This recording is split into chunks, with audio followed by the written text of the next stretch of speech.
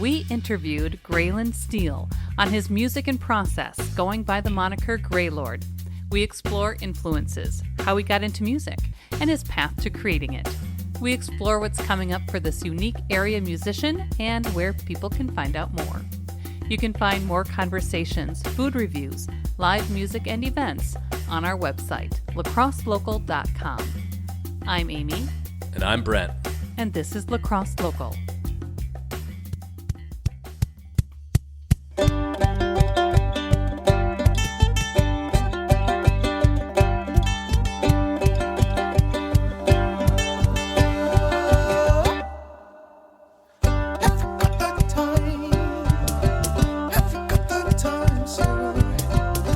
My name is Gralyn Stiehl.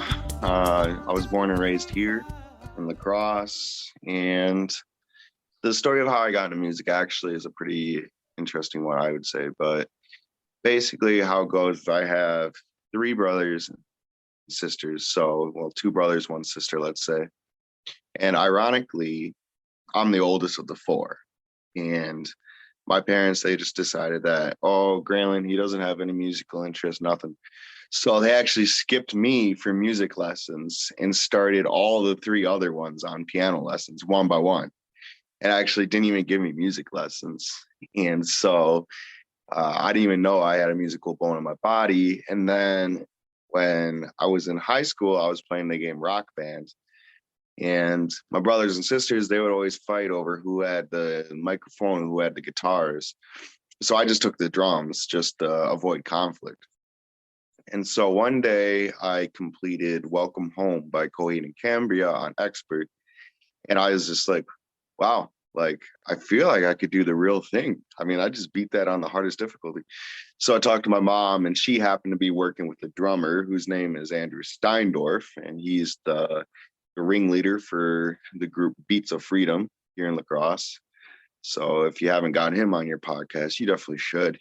But yeah, he was my drum teacher, and it just all kind of went from there. Eventually I took piano lessons and learned guitar, and then taught myself how to sing, and here we are now.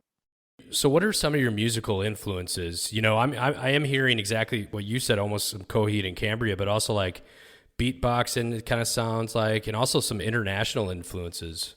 Is that intentional or? So yeah, kind of one of the philosophies of my music is I have to be able to make every sound, right? Organically. So there's no sampling, nothing. So if I want to add in any type of percussion, I mean, I'm doing snaps, claps, hand rubs, clave sounds, you know, all that stuff.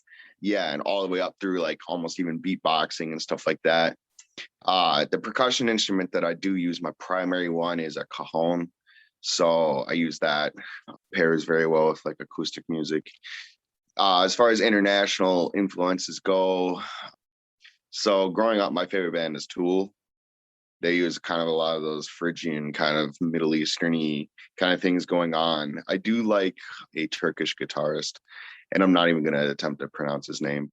Yeah, but he's a really, really, really good solo guitarist, and he uses a lot of those funkadelic kind of like Phrygian scales and stuff like that, and that I'm very fond of, you know, for their dark kind of weird characteristics about them.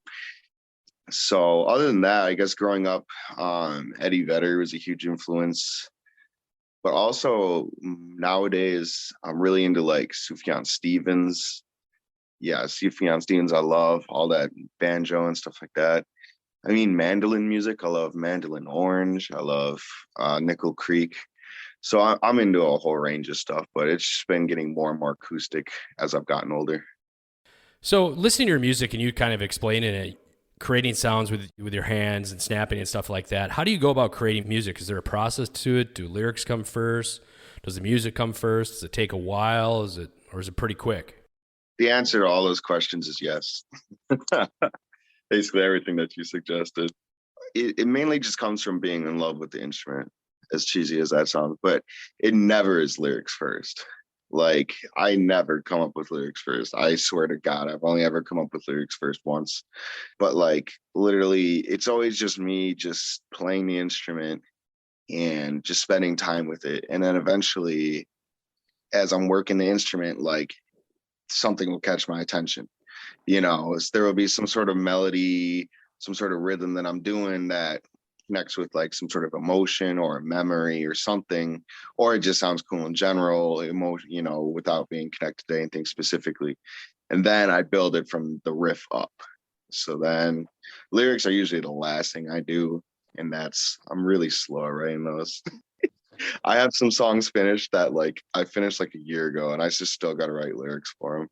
But that's the one thing that like you cannot half-ass lyrics. Like I feel like if you should just shoehorn some lyrics in there, it never works. So I have no problem taking a long time to write the lyrics.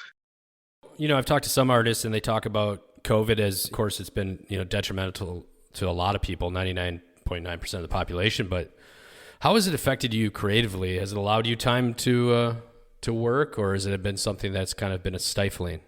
Well, just to be honest, the job that I'm working at is considered essential. So, I mean, my hours have been cut a little bit.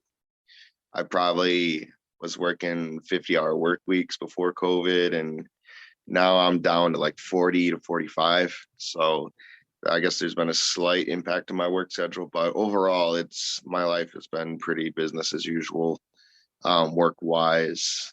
But yeah, I wouldn't say that it's particularly impacted my creativity or anything like that. I mean, I've just been chugging along, doing my thing and getting through it like anyone else. So what's coming up for you? What are you excited about for 2021 or even 2022? Well, I'm going to try to get another song cranked out here soon in the studio.